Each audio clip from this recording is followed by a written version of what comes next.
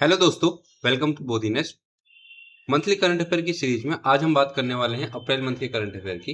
देखते हैं पहला क्वेश्चन है पीएमजीएसवाई थर्ड को किस वर्ष तक बढ़ाया गया है। पीएमजीएसवाई का यहाँ पे मतलब है प्रधानमंत्री ग्राम सड़क योजना। ठीक है, इसका फेज थर्ड चल रहा है आजकल और उसको बढ़ा दिया गया है। तो कब तक के लिए बढ़ाया गया है? तो 2028 तक के लिए बढ़ा दिया गया। ठीक है, देखो ये पीआईबी का एक आर्टिकल है।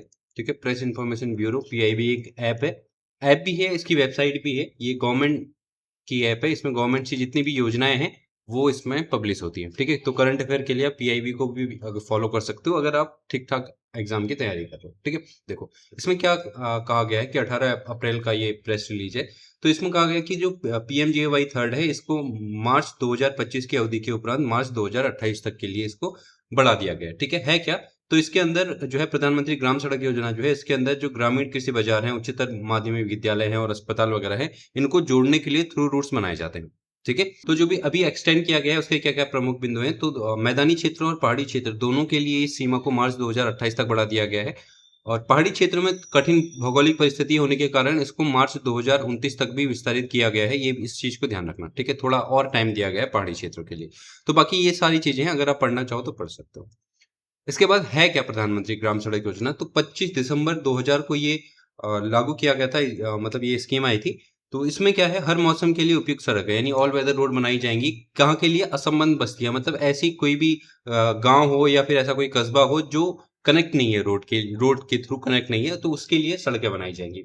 इसके लिए पात्रता क्या है? पात्रता इसमें देखो, मैदानी इलाकों के लिए पॉपुलेशन 500 से ज्यादा होनी चाहिए और पहाड़ी क्षेत्रों के लिए इसकी पॉपुलेशन 250 से ज्यादा होनी चाहिए। मतलब अगर कोई कस्बा है जहाँ की पॉपुलेशन 500 से प्लस है तो यहाँ पे और ये रोड से कनेक्ट नहीं है तो यहाँ पे रोड बनाई जा सकती है और यही पहाड़ी इलाकों के लिए 250 प्लस है। ठीक है, इस चीज को ध्यान रखना।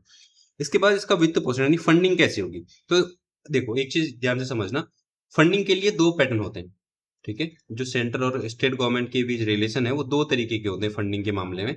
एक होता है जिसको हम कहते हैं सेंट्रल सेक्टर स्कीम।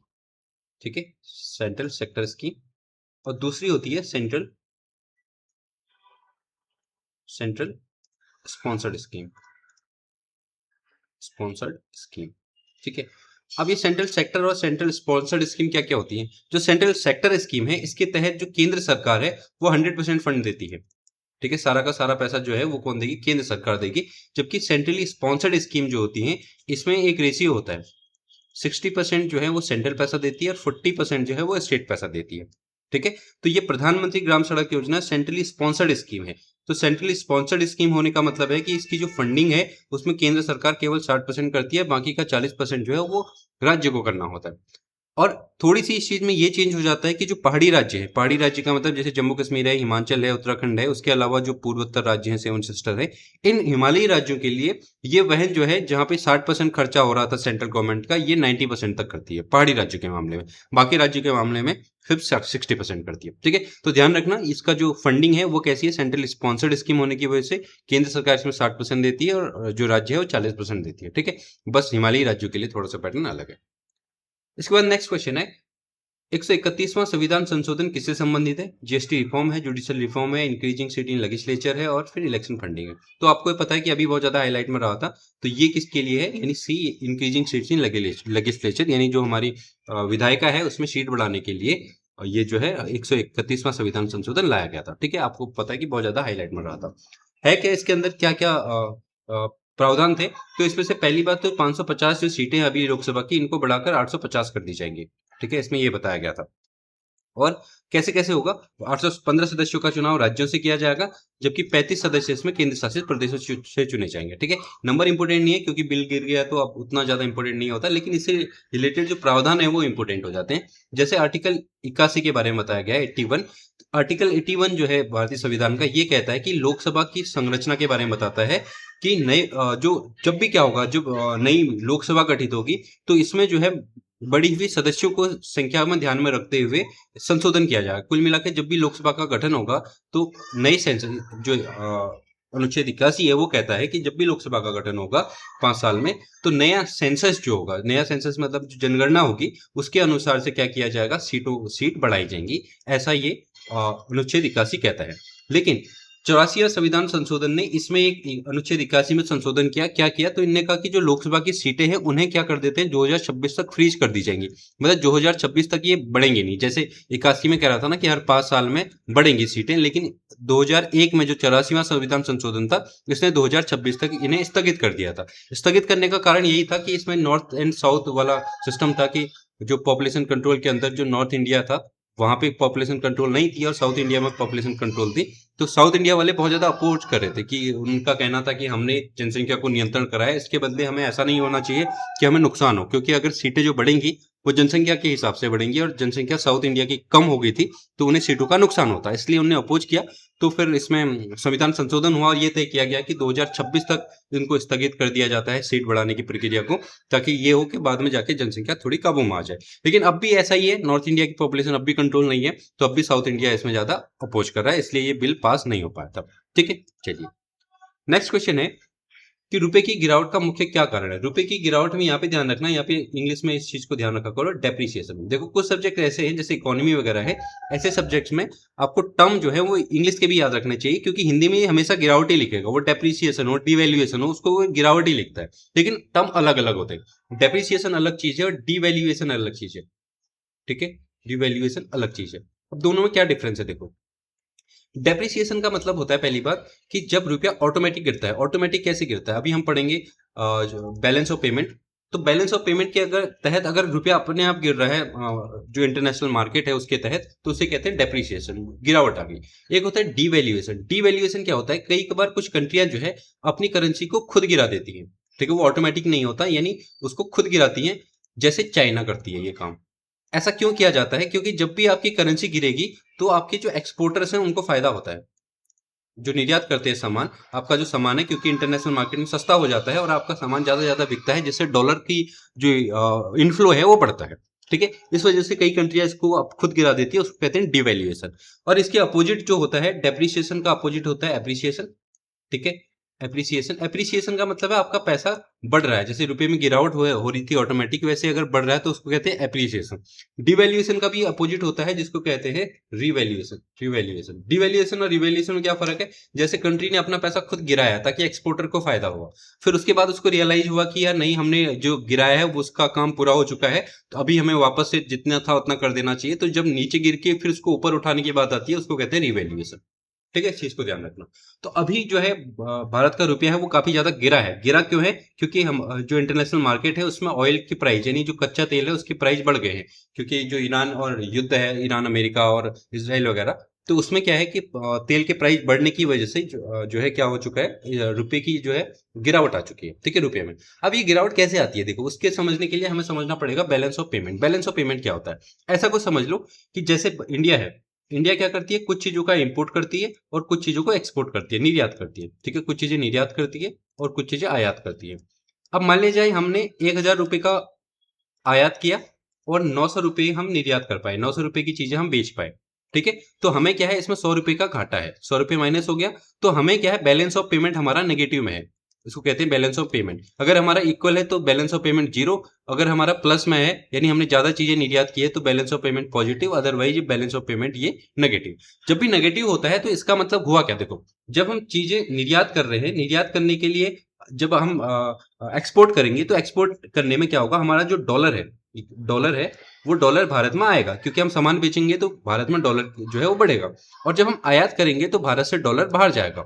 ठीक है, अब जब डॉलर बाहर जाएगा, इसमें होता क्या है देखो, इसको ध्यान से समझना। जब इंडिया में डॉलर आ रहा है, डॉलर की इनकम इनफ्लो इंडिया में हो रही है, मान लीजिए XYZ कितना, मान लीजिए $100 इंडिया में आया, तो जब इंडिया में ये डॉलर आएगा तो डॉलर तो चलेगा नहीं इंडिया में दुकानों में या कहीं भी, तो डॉलर कन्वर्ट होगा रुपए में। ठीक है, रुपए में कन्वर्ट होगा, तो जब ज्यादा ज्यादा डॉलर बाहर से आने लगेगा तो रुपए में डिमांड बढ़ने लगेगी।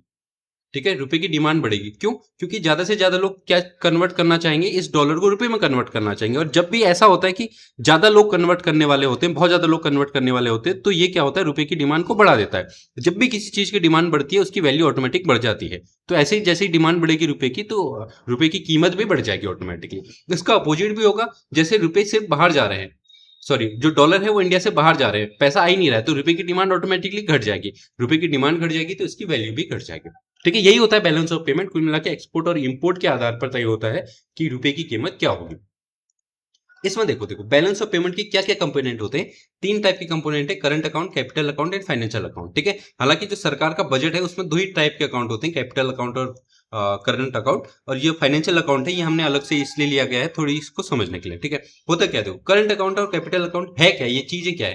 देखो सरकार जब अपनी बैलेंस बजट बनाती है उसमें एक क्या करते हैं, उसमें एक बैलेंस शीट होती है। बैलेंस शीट में 2 अलग अलग तरीके से पैसे को रखा जाता है। जैसे करंट अकाउंट का ऐसा मतलब जिसमें इनफ्लो आउटफ्लो बहुत तेजी से होता है। ठीक है, जैसे गुड्स सामान, और वैसे ही हम कुछ सामान बेच रहे हैं तो वो भी दोनों करंट अकाउंट में आएंगे। उसके अलावा सर्विसेज, सर्विस का मतलब जैसे इंडिया में बैठ के कोई जो है फॉरेन कंपनी में काम कर रहा है, अमेरिका की कंपनी में काम कर रहा है, तो उसको सैलरी जो मिल रही है डॉलर में मिल रही है, और डॉलर में मिल रही है तो वो क्या है, इंडिया में पैसा आ रहा है। वैसे ही जो है अगर यूएसए का कोई इंडिया में सर्विस दे रहा है तो उसको सैलरी डॉलर में देनी पड़ेगी, इसलिए पैसा बाहर जा रहा है। ठीक है, इस तरीके से ये एक सारी करंट अकाउंट की चीज है। इनकम भी करंट अकाउंट में, जो सैलरी आ रही है वो करंट अकाउंट में है। करेंसी करंट ट्रांसफर है, ट्रांसफर का मतलब कि यहाँ से कोई पैसा भेज रहा है या वहां से कोई पैसा आ रहा है, तो यहाँ ये अपनी फैमिली को भेज रहे हैं, तो ये सारी चीजें करंट अकाउंट में आती है।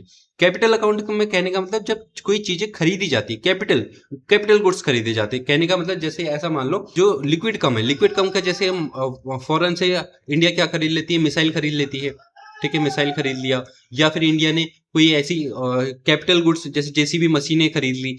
मतलब ऐसी चीजें जिनका प्रयोग होगा, कैपिटल क्रिएशन में प्रयोग होता है, मतलब उससे काम किया जाएगा, उससे कुछ और सर्विस निकलेगी, तो वो कैपिटल अकाउंट में आता है। ठीक है, ऐसे ही फाइनेंशियल अकाउंट होता है। फाइनेंशियल अकाउंट में क्या आता है कि जैसे डायरेक्ट इन्वेस्टमेंट है, जिसको कहते हैं क्या, foreign FDI, foreign direct investment. Foreign direct investment में मतलब जो कंपनियों में अगर कोई इन्वेस्ट कर रहा है तो उसे कहते हैं फॉरेन डायरेक्ट इन्वेस्टमेंट।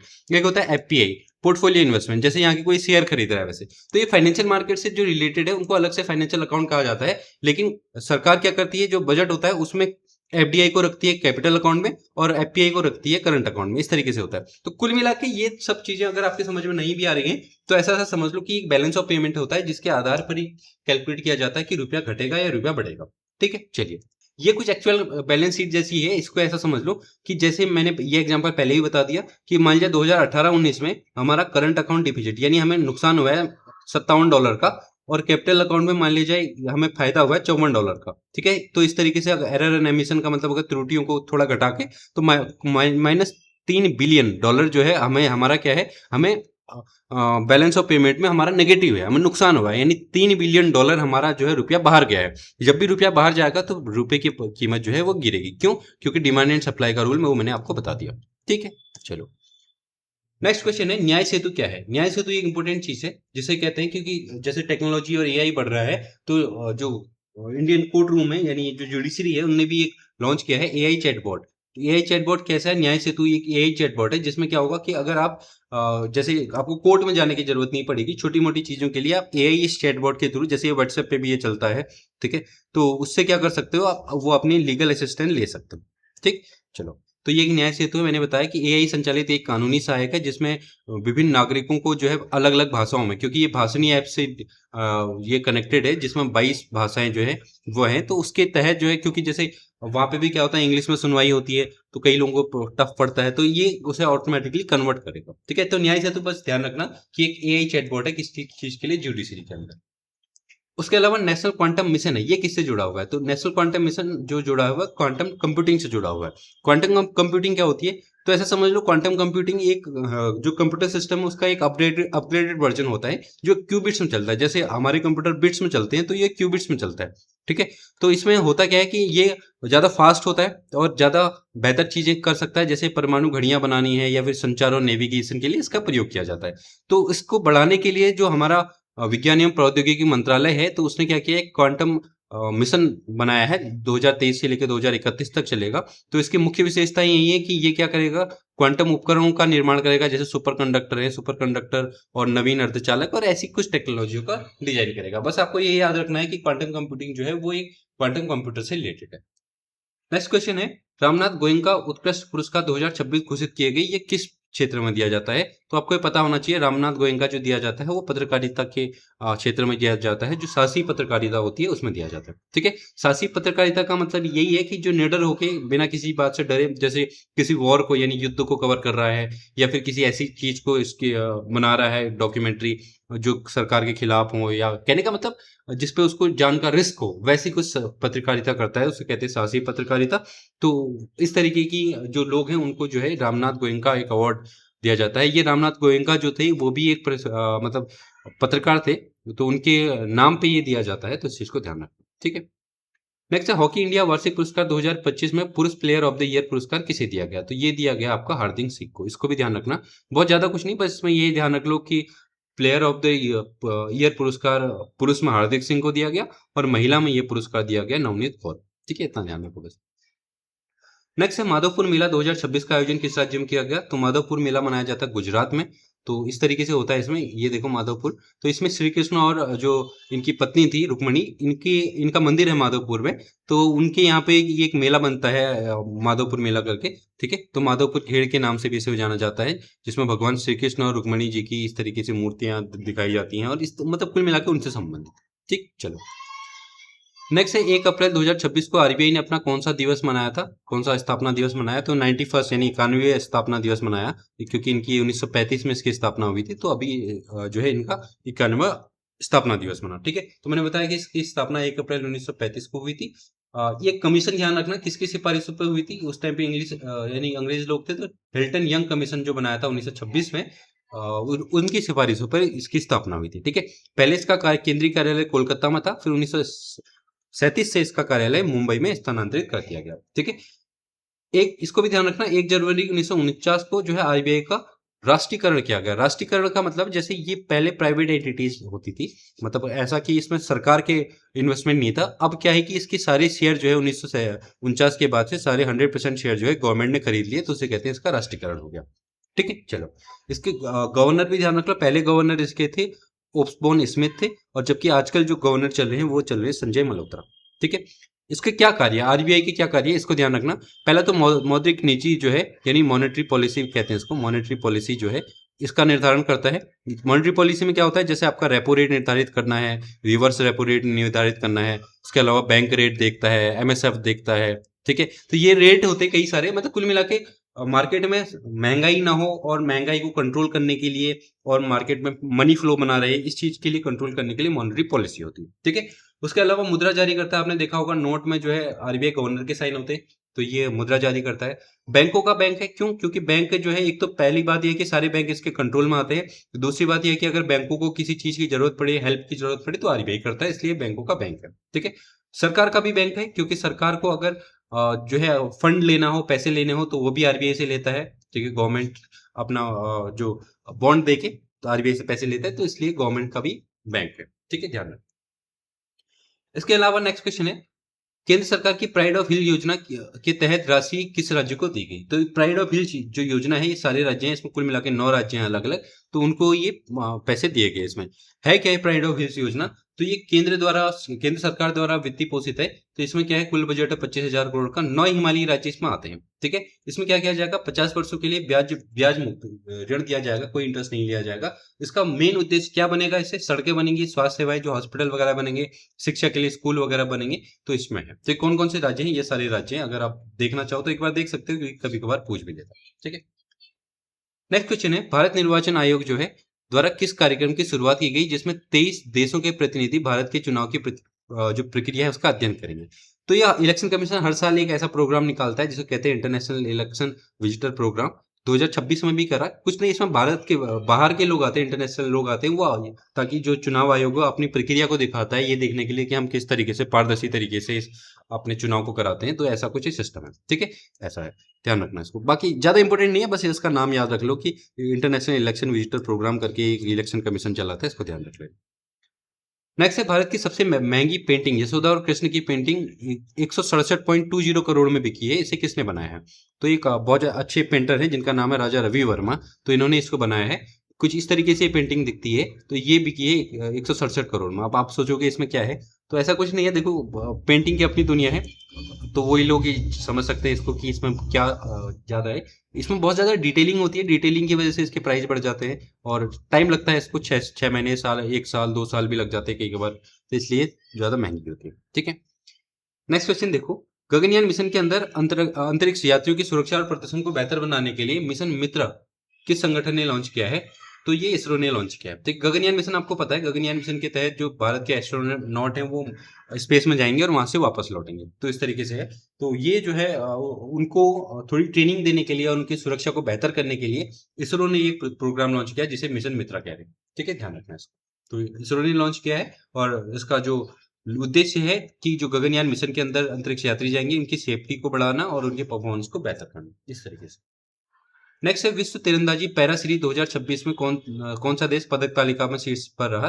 तो इसमें इंडिया रहा। इसमें ज्यादा जानने वाली कोई बात है नहीं, बस इसमें इतना ध्यान रख लो कि विश्व तीरंदाजी पैरा सीरीज जो हुई थी 2026 में, इसमें जो है इंडिया टॉप पे रहा और इसमें इंडिया ने 7 गोल्ड है, 5 सिल्वर है, 4 ब्रॉन्ज यानी टोटल 16 मेडल इसने जीते। कहाँ आयोजित हुई थी? तो दिल्ली में इसका आयोजन किया गया था। नेक्स्ट है नमो ड्रोन दीदी योजना के तहत ड्रोन पायलट प्रशिक्षण में किस राज्य ने देश में पहला स्थान प्राप्त किया है? तो इसमें जो है वो कर्नाटक पहला राज्य है। ये इसको ध्यान रखना, ठीक है। अब है क्या ये नमो ड्रोन दीदी योजना? तो नमो ड्रोन जो है इसमें क्या किया जाएगा, जो महिलाएं हैं महिलाओं को ड्रोन का प्रशिक्षण दिया जाएगा। ठीक है, प्रशिक्षण देके महिलाएं क्या करेंगी, ये क्या है इसका प्रयोग करेंगी। जैसे टेक्नीशियन टाइप की ये बन जाएंगी। तो जहां पे भी ड्रोनों की जरूरत होगी ये महिलाएं जाएंगी। ड्रोन की कई सारी चीजों के लिए जरूरत होती है, जैसे इस पिक्चर में फर्टिलाइजर के लिए यूज कर रही है। ठीक है, तो उस तरीके से होता है। ठीक है, तो नमो ड्रोन दीदी योजना जो है इसमें महिलाओं को जो है स्वयं सहायता समूह यानी सेल्फ हेल्प ग्रुप में यानी ये कुछ ग्रुप बना के इस तरीके ट्रेनिंग दी जाती है और ये ड्रोन को संचालित करती है। ठीक है, इस तरीके से। नेक्स्ट क्वेश्चन है भारतीय राष्ट्रीय राजमार्ग प्राधिकरण यानी एनएचएआई ने राष्ट्रीय राजमार्गों के किनारे औषधि पौधे लगाने के लिए किस पहल की शुरुआत की है? ठीक है, तो ये पहल है आपका आरोग्य वन पहल। कुछ नहीं, बस इसमें जो नेशनल हाईवेज है उसके किनारे जो है ये कुछ प्लांटेशन होता है, वो रूल है कि प्लांटेशन होगा। इसमें अब ये क्या करेंगे, थोड़ा सा औषधि पौधे लगाएंगे, जैसे नीम वगैरह है तो ऐसे पेड़ ये लगाएंगे। ये एक स्कीम बनाएगी। ठीक है, चलिए। तो ये है राष्ट्रीय राजमार्ग ने जो प्राधिकरण है वो औषधि पौधे लगाएगा खाली भूमि पर। इसकी जो मुख्य विशेषता है वो क्या है कि जो वैकेंट लैंड है यानी खाली भूमि है वो चाहे हाईवेज के किनारे हो वहां पे औषधि पेड़ लगाए जाएंगे। इसका लक्ष्य बायोडाइवर्सिटी को बढ़ाना भी है, क्योंकि अलग अलग टाइप के पेड़ लगेंगे तो बायोडाइवर्सिटी बढ़ेगी। इको फ्रेंडली बनाना, हाईवेज बनाना है, क्योंकि हाईवेज को लेके बहुत सारे पेड़ काटे जाते हैं, बहुत सारा नुकसान होता है, तो उसको कहीं ना कहीं वो कंपनसेट करना है। ठीक है, पेड़ कैसे लगाए जाएंगे, जैसे नीम है, आंवला है, जामुन है, ऐसे पेड़ लगाए जाएंगे। ठीक, चलो। नेक्स्ट है विश्व होम्योपैथी दिवस जो है वो कब मनाया जाता है? तो इसको ध्यान रखना। तो ये मनाया जाता है आपका 10 अप्रैल को। ठीक है, तो होम्योपैथी आपको पता है कि आयुष मिनिस्ट्री इसको बनाती है। आयुष का मतलब ही यहाँ पे एच का मतलब होम्योपैथी होता है। ए का मतलब होता है यहाँ पे आयुर्वेद, योगा, यूनानी, सिद्धा और होम्योपैथी। ठीक है, तो होम्योपैथी को बढ़ाने के लिए ये जो है हर साल एक दिवस मनाया जाता है 10 अप्रैल को। उद्देश्य ये है जो है होम्योपैथी चिकित्सा है उसके प्रति जागरूकता को बढ़ाना है। वैकल्पिक चिकित्सा मेथड जो है, क्योंकि होम्योपैथी है वो अल्टरनेट मेथड देती है कहीं ना कहीं आयुष और योगा और यूनानी वगैरह के साथ साथ। तो ये कहीं ना कहीं उसको बढ़ाने के लिए एक वैकल्पिक मेथड है। ठीक है, नेक्स्ट है इसका स्वास्थ्य सेवा में विविधता लाना। नेक्स्ट है भारत और किस देश के बीच संयुक्त सैन्य अभ्यास दस्तलिक का 7वां संस्करण आयोजित किया जा रहा है? तो दस्तलिक आपको पता है कि भारत और उज्बेकिस्तान के ये एक्सरसाइज है इसमें होती है। तो इसका 7th एडिशन ऑर्गेनाइज किया गया 12 अप्रैल 2026 को। ठीक है, तो प्रतिवर्ष ऑर्गेनाइज किया जाता है। इस बार भी ये उज्बेकिस्तान के गुरुमसरी फील्ड ट्रेनिंग एरिया है वहां पे ये हो रहा है। ठीक है, चलो। नेक्स्ट है हाल में टाइम 100 मोस्ट इन्फ्लुएंसर पीपल की जो एक सूची आई थी, इसमें किस भारतीय अभिनेता को शामिल किया गया? तो ये हर साल एक टाइम मैगजीन है। ठीक है, टाइम मैगजीन है। ये टाइम मैगजीन हर साल 100 मोस्ट इन्फ्लुएंस लोगों की एक लिस्ट जारी करती है। तो इंडिया से इस साल इसमें रणवीर कपूर है। रणवीर कपूर के अलावा भी कुछ हस्तियां हैं, जैसे यहाँ पे सुंदर पिचई हैं और ये फेमस कुक है जिनका नाम है विकास खन्ना। ठीक है, तो इन 3 लोगों को यहाँ पे इंडिया के जो लोग हैं उनको 100 मोस्ट इन्फ्लुएंशियल पीपल की लिस्ट में स्थान मिला है। इसके बाद नेक्स्ट क्वेश्चन है संगीत जगत की दिग्गज गायिका जो है आशा भोसले, उनका निधन हो गया है 12 अप्रैल 2026 को। उन्हें किस वर्ष पद्म विभूषण से सम्मानित किया गया? ये क्वेश्चन आते हैं। पिछली बार जो लता मंगेशकर जी थी उनका निधन हुआ था, तो वो भी उत्तराखंड पीसीएस के एग्जाम में प्रश्न पूछा था कि उनको पद्म विभूषण कब मिला था। ठीक है, तो वो पूछा गया था, तो इनका भी पूछा जा सकता है। तो इनको जो पद्म विभूषण मिला वो 2008 में मिला, इस चीज को ध्यान रखना। ठीक है, कैसे कहे देखो, तो ये इनके बारे में है। हालांकि पर्सनल लाइफ से बहुत कम क्वेश्चन आते, फिर भी ध्यान रख लो कि 8 सितंबर 1933 को इनका जन्म हुआ था और 12 अप्रैल 2026 को इनकी डेथ हुई। ठीक है, 92 ईयर्स की थी। इनके पिता पंडित दीनानाथ मंगेशकर थे, लता मंगेशकर इनकी बहन थी और पति जो इनके आर डी बर्मन थे। ठीक है, 2000 में इनको दादा साहब फाल्के अवार्ड मिला, 2001 में इनको फिल्म फेयर अवार्ड मिला, उसके बाद 2008 में इनको पद्म विभूषण मिला। ठीक है, इस चीज को ध्यान रखें। तो ये था इस महीने का करंट अफेयर। ठीक है, होप सो आपको पसंद आया होगा। अगर आपको ये पसंद आ रही हो सीरीज तो अपनी प्रतिक्रिया हमें दें, हमारी वीडियोज को ज़्यादा से ज़्यादा शेयर करें, क्योंकि आपके अच्छे रिएक्शंस आएंगे तो हम और अच्छी बेहतर वीडियो आपके लिए ला पाएंगे। ठीक है, तो आज के लिए इतना ही। Thank you so much.